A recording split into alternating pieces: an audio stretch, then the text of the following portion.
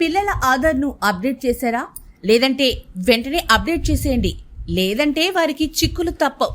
దేశవ్యాప్తంగా పాఠశాల విద్యార్థుల ఆధార్ వివరాలను తక్షణమే అప్డేట్ చేయాలని భారత విశిష్ట గుర్తింపు ప్రాధికార సంస్థ UIDAI అన్ని రాష్ట్ర ప్రభుత్వాల్ని కోరింది. విద్యార్థులు భవిష్యత్తులో నీట్, JEE, CUET వంటి జాతీయ స్థాయి ప్రవేశ పరీక్షలకు హాజరయ్యేటప్పుడు, ప్రభుత్వ పథకాలను పొందేటప్పుడు ఎలాంటి ఇబ్బందులు ఎదుర్కోకుండా ఉండాలంటే ఈ ప్రక్రియ అత్యంత కీలకమని స్పష్టం చేసింది. UIDAI చీఫ్ భువనేష్ కుమార్ అన్ని రాష్ట్రాలు, కేంద్రపాలిత ప్రాంతాల ప్రధాన కార్యదర్శులకు అందుకు సంబంధించి లేఖ రాశారు. పిల్లలు పెరిగే కొద్దీ వారి వేలి ముద్రలు, కనుపాపల వంటి బయోమెట్రిక్ వివరాల్లో మార్పులు వస్తాయని, అందుకే వాటిని ఖచ్చితమైన సమయాల్లో అప్డేట్ చేయడం తప్పనిసరి అని వివరించారు.